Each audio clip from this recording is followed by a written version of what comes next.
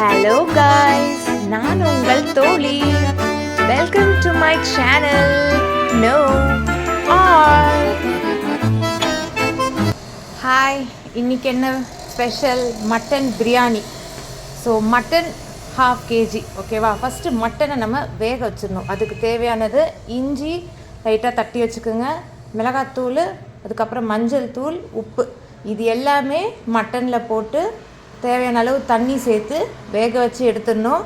இது பார்த்திங்கன்னா நான் தயிர் அது மாதிரிலாம் எது ஊற வச்சுலாம் நான் செய்யலை. இது நாங்கள் செய்கிற ஸ்டைல், எங்கள் ஊரில் தூத்துக்குடி ஸ்டைல், ஓகேவா? ஸோ தண்ணி எவ்வளோ அளவு வேணுமோ ஊற்றிக்குங்க. ஏன்னா அந்த தண்ணி நீங்கள் பிரியாணிக்கு அளவாக எடுத்துக்கலாம், வேஸ்ட் ஆகாது. ஸோ நான் மட்டன், மிளகாத்தூள், உப்பு, மஞ்சள் தூள் எல்லாமே சேர்த்து விசில் வைக்கிறேன். உங்களுடைய மட்டன் நீங்கள் எவ்வளோ விசில் வைப்பீங்களோ அதுக்கு ஏற்ற மாதிரி வச்சுக்கோங்க. நான் ஒரு 6 விசில் கிட்ட வச்சு நான் வச்சுருவேன். நல்லா சாஃப்டாக வெந்துடும். ஸோ அது ஒரு பக்கம் விசில் வச்சு வச்சுருங்க. அண்டு இன்னொரு பக்கம் நீங்கள் பிரியாணிக்கு ரெடி பண்ணி வச்சுக்கலாம். பெரிய வெங்காயம் ஒரு 1/4 கிலோ வெங்காயம் நீட்டாக கட் பண்ணிக்கோங்க. பச்சை மிளகாய் 2, தக்காளி ஒரு 3 தக்காளி பழம், தயிர் 2 ஸ்பூன், ஒரு 3 ஸ்பூன் தேவைப்படும், நெய் ஒரு 3 ஸ்பூனு, உப்பு தேவையான அளவு. அதுக்கப்புறம் பார்த்திங்கன்னா ஸ்பைசஸ் எல்லாமே கலந்தாக்கில், பட்டை, கிராம்பு, அன்னாச்சிப்பூ எல்லாமே கலந்தாக்கில், ஸ்பைசஸ், ஏலக்காய் எல்லாமே கலந்தாக்கில்.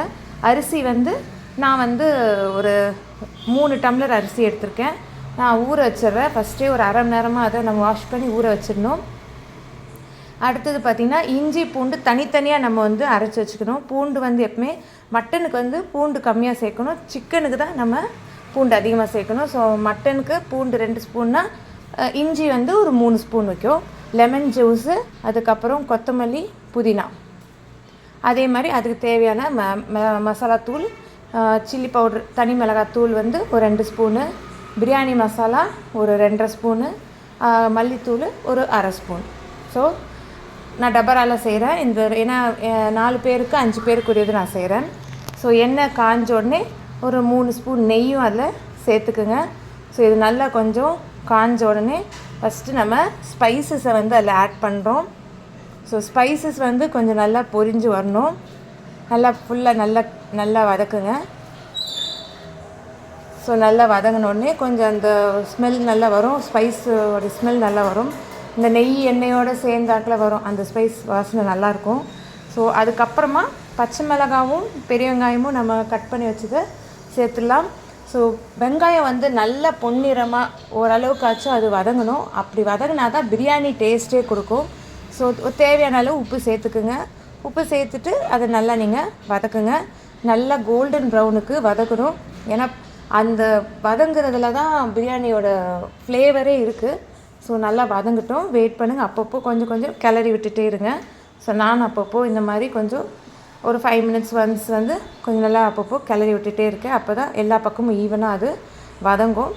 ஸோ நல்லா வதங்கின ஸ்டேஜில் நான் இந்த பூண்டு, இஞ்சி எல்லாத்தையுமே 2மே சேர்க்குறேன். ஸோ பூண்டு கம்மியாக நான் சொன்ன மாதிரி குவான்டிட்டி வச்சுக்கோங்க. இஞ்சி மட்டும் கொஞ்சம் அதிகமாக சேருங்க மட்டனுக்கு. அப்போ தான் நல்லா ஒரு ஃப்ளேவர் கிடைக்கும். இஞ்சி நம்ம மட்டனில் நிறைய சேர்த்தா மட்டன் நல்லா சீக்கிரம் வெந்துடும். அதனால தான் நான் உங்களுக்கு மட்டனில் வேக வைக்கும் போது இஞ்சி மட்டும் போடுறேன். ஏன்னா மட்டன் நல்லா சீக்கிரம் வெந்துடும், நல்லா சாஃப்டாக வெந்துடும். ஸோ இப்போ நான் வதங்கிட்டேன், எல்லாத்தையும் நல்லா வதக்கிட்டேன். இதுக்கப்புறம் என்ன ஆட் பண்ணோம் அப்படின்னு பார்த்திங்கன்னா, நம்ம பொடியாக நீட்டமாக கட் பண்ணி வச்சுருந்த தக்காளி பழத்தை நம்ம சேர்த்துருவோம். ஸோ இதுவும் கொஞ்சம் ஒரு 1/2 குக் வரைக்கும், ரொம்ப ஸ்மாஷாக வேண்டாம், ஓரளவுக்கு கொஞ்சம் நல்லா வதங்கின பிறகு கொஞ்சம் உப்பு கூட நீங்கள் எல்லாம் சேர்த்துக்கலாம். இன்னும் கொஞ்சம் சீக்கிரமாக வதங்கணும் அப்படின்றக்காக சேர்க்கலாம். இல்லை ஆல்ரெடி நம்ம வெங்காயத்துலேயே உப்பு சேர்த்துருப்போம், அதனால் அதை நீங்கள் பண்ண வேண்டாம். ஸோ நல்லா கொஞ்சம் ஸ்மாஷ் ஆகிடுச்சு பாருங்கள். ஸோ இந்த ஸ்டேஜில் கொத்தமல்லியும் புதினாவும் ஒரு அரை கட்டு, ஒரு கட்டில் பாதி, கொஞ்சம் நல்லா வாஷ் பண்ணிவிட்டு கொஞ்சம் ஹாஃப் சைஸாக கட் பண்ணிக்கோங்க. ரொம்ப பொடியெல்லாம் வேண்டாம், ஓரளவுக்கு லைட்டாக ஒரு சாப் மாதிரி பண்ணி அதை ஆட் பண்ணிவிடுங்க. ஆட் பண்ணிவிட்டு அதை கொஞ்சம் லைட்டாக ஒரு வதக்கிடுங்க. ரொம்ப எல்லாத்தையும் போட்டு ரொம்ப வதக்க வேண்டாம். ஜஸ்ட்டு ஒரு லைட்டாக அந்த ஸ்மெல் போகிற வரைக்கும் லைட்டாக ஒரு வதக்கிடுங்க. நான் பாருங்கள் நல்லா இந்த மாதிரி தான் வதக்கணும். அது கொஞ்சம் வந்துடும் டக்குன்னு, நம்ம உள்ளே போட்டு அந்த ஹீட்லேயே இருக்குது பார்த்தீங்களா? ஸோ போட்ட உடனே அது டக்குன்னு வதங்கிடும். அதனால் நீங்கள் ரொம்ப ஓவராக அதை வதக்க வேண்டாம். அதுக்கப்புறம் இந்த ஸ்டேஜில் வந்து தயிர் ஒரு 3 ஸ்பூன் நான் சேர்க்குறேன். அதோட லெமன் ஜூஸ் ஒரு பெரிய லெமன் இருந்தால் அரை லெமன் சேருங்க, நார்மல் சைஸ் இருந்தால் 1. ஸோ அதை நான் வந்து சீடெல்லாம் எடுத்துட்டு இந்த ஸ்டேஜ்லேயே நான் லெமன் ஜூஸை சேர்த்துட்றேன். ஸோ சேர்த்துட்டு இதை நல்லா கொஞ்சம் ஒரு பக்கம் நல்லா கிளறி விட்டுட்டு இந்த ஸ்டேஜில் வந்து பார்த்திங்கன்னா நம்ம வந்து ஸோ நல்லா வதங்கினதுக்கப்புறம் இந்த ஸ்டேஜில் இந்த மிளகாத்தூள், தனி மிளகாத்தூள், பிரியாணி பவுடர் அண்ட் மல்லித்தூள் இதெல்லாம் இருக்கு இல்லையா, அதெல்லாம் நம்ம இதிலே சேர்த்துடலாம். சேர்த்துட்டு அந்த பச்சை வாசனை கொஞ்சம் போகிற வரைக்கும் லைட்டாக அந்த ஆயிலே அது நல்லா வதக்குங்க. அது கொஞ்சம் நல்லா வதங்கணும், அப்போ தான் வந்து நல்லாயிருக்கும் டேஸ்ட்டு. ஸோ இது கொஞ்சம் நல்லா வதங்கின ஸ்டேஜில் நம்ம மட்டனை வேக வச்ச மட்டனை நான் இதில் சேர்த்துறேன். ஸோ மட்டன் பார்த்திங்கன்னா பொதுவாக பிரியாணிக்கு வந்து பெரிய பெரிய பீஸாக போட்டு செய்வாங்க. நான் வந்து மீடியம் சைஸில் கட் பண்ணி போடுறேன். ஏன்னா நம்ம ஒரு 4 பேர் ஃபேமிலியில் நம்ம பிரியாணி செய்யும்போது எல்லாருக்குமே ஈவனாக பீஸ் நம்ம கிடைச்சா தான் நமக்கு சாப்பிட்ட மாதிரி இருக்கும். ஸோ அதனால் நான் எப்பவுமே யூஸ்வலாக நான் அப்படி தான் செய்வேன். ஸோ இது பார்த்திங்கன்னா மட்டன் வேக வச்ச தண்ணி. ஸோ பிரியாணி அரிசிக்கு வந்து பார்த்திங்கன்னா 1 டம்ளருக்கு 1.5 டம்ளர் தண்ணி ஊற்றணும். ஸோ நான் 3 டம்ளர் அரிசி எடுத்துருக்கேன். ஸோ அதுக்கேற்ற மாதிரி நான் மெஷர்மெண்ட்டில் தண்ணி ஊற்றணும். அதுக்கு ஃபஸ்ட்டு மட்டன் வேக வச்ச தண்ணியை ஃபஸ்ட்டு ஊற்றிடுங்க. அது போக உங்களுக்கு எக்ஸ்ட்ரா நார்மல் வாட்டரை ஊற்றிக்குங்க. ஏன்னா வந்து அந்த மட்டன் வேக வச்ச தண்ணியை நீங்கள் உள்ளே சேர்த்தினா அந்த ஸ்மெல், அந்த ஃப்ளேவர், அந்த மட்டனில் உள்ள ஃப்ளேவர் அந்த தண்ணியில் இருக்கும். ஸோ இன்னும் நல்லாயிருக்கும் பிரியாணி. ஸோ அதை நீங்கள் ஃபஸ்ட்டு அளவு பார்த்து ஊற்றிட்டு அதுக்கப்புறம் ஊற்றிட்டு மேலே மூடி வச்சுட்டு நான் வந்து இந்த பூண்டு இஞ்சி தட்டுற அந்த உரல் இருக்கு இல்லையா, இதுதான் நான் எப்பவுமே யூஸ் பண்ணுவேன் வெயிட்டாக. நீங்கள் ஏதாவது இரும்பு கடாய், இரும்பு கல் அந்த மாதிரி இதை கூட நீங்கள் வச்சுக்கலாம். அதை தம் கொடுக்கணும். அது நம்ம நல்லா ப்ரெஷர் கொடுத்தா தான் சீக்கிரமாக அது நல்லா கொதித்து நல்லா பாயில் பண்ணி வரும். ஸோ நல்லா கொதிச்சிருச்சு. ஸோ இந்த ஸ்டேஜில் வந்து நான் பிரியாணி அரிசியை நான் சேர்க்குறேன். பிரியாணி அரிசி நல்லா வாஷ் பண்ணி ஊற வச்சிடும். இல்லை ஊற வச்சதுனால நமக்கு வந்து சட்டுன்னு அது குக் ஆகிடும். நான் எல்லாத்தையும் சேர்த்துட்றேன். ஸோ சேர்த்துட்டு லைட்டாக கிளறுங்க, ரொம்ப போட்டு கிளறாதீங்க. ஏன்னா இருக்க அரிசி ஏற்கனவே ஸோ உடஞ்சிரும். லைட்டாக சும்மா அப்படி மேலாட்டம் எல்லாத்தையும் அப்படி லைட்டாக போட்டு லைட்டாக அப்படி கிளறிட்டு மறுபடியும் தட்டு போட்டு மூடி வச்சுட்டு நான் அந்த உரல் எடுத்து திருப்பியும் அதிலே வச்சிடுறேன். அந்த ப்ரெஷரில் அது குக் ஆகும். ஸோ அடுப்பை வந்து மீடியம் ஃப்ளேமில் வச்சுக்கோங்க. அது நல்லா குக் ஆகட்டும். ஸோ அது ஸ்மெல் நல்லா வரும், உங்களுக்கே வித்தியாசம் தெரியும்.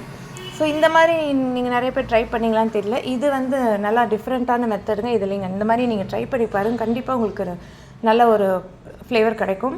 ஸோ நான் அப்பப்போ கொஞ்சம் திறந்து பார்த்துட்டு நான் பார்க்குறேன். ஸோ அரிசி பாருங்கள் நல்லா கொஞ்சம் ஓரளவுக்கு நல்லா குக் ஆகிடுச்சு. இன்னும் கொஞ்சம் ஓரத்துலலாம் தண்ணி நிற்கிது. ஸோ அதனால் நான் திருப்பியும் லைட்டாக கிளறிட்டு மூடி வச்சுட்டு திருப்பி ஒரு 5 நிமிஷம் கழித்து நான் பார்க்குறேன் எப்படி வெந்திருக்கு அப்படின்றத நம்ம பார்த்துக்கலாம். ஏன்னா நம்ம அரிசி ஊற வச்சதுனால அது சீக்கிரம் ஓரளவுக்கு வெந்துடும். நம்ம ரொம்ப ஹீட்லேயே வச்சோன்னா குழஞ்சிரும். ஏன்னா நம்ம தம் வைக்கும்போது இன்னும் அது குழஞ்சிரும். அதனால் கொஞ்சம் ஒரு 3/4 அளவுக்கு வெந்தால் தான் நம்ம தம் வைக்கும்போது ஃபுல்லாக அது நல்லா உதிரியாக கிடைக்கும்.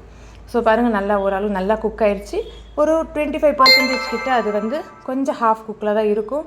ஸோ அப்போ நம்ம என்ன பண்ணோன்னா இந்த மாதிரி மூடி வச்சு அந்த வெயிட்டை போட்டு, இல்லை ஒரு சிலர் எப்படி நீங்கள் தம் வைப்பீங்களோ அந்த ப்ராசஸ்லேயே நீங்கள் பண்ணிவிட்டு அப்படியே விட்டுருங்க ஒரு 10 நிமிஷம்.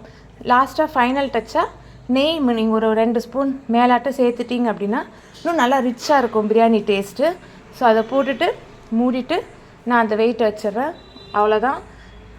ஒரு 10 நிமிஷம் கழித்து பாருங்கள் ரெடி ஆயிடுச்சு. நான் ரைதா வச்சும் முட்டை வச்சு நான் என்னோடய பிரியாணி லஞ்சை நான் சாப்பிட்றேன். பாருங்கள் பீஸ் எவ்வளோ நல்லா இருக்குது. ஸோ தயிர் பச்சடி வச்சு நான் வந்து பிரியாணி எடுத்து சாப்பிட்றேன் லஞ்சுக்கு. நீங்களும் இந்த மாதிரி ட்ரை பண்ணிவிட்டு உங்கள் ஃபீட்பேக்கை எனக்கு கமெண்ட்ஸில் சொல்லுங்கள். ஸோ என்னோடய வீடியோ பிடிச்சிருந்தா மறக்காமல் லைக் பண்ணுங்கள், என்னோடய சேனலை சப்ஸ்கிரைப் பண்ணுங்கள் அண்ட் உங்களுடைய கமெண்ட்ஸை கொடுங்க. மீண்டும் அடுத்த வீடியோவில் உங்களை நான் சந்திக்கிறேன். அது வரைக்கும் பாய். Thank you for watching. Have a great day.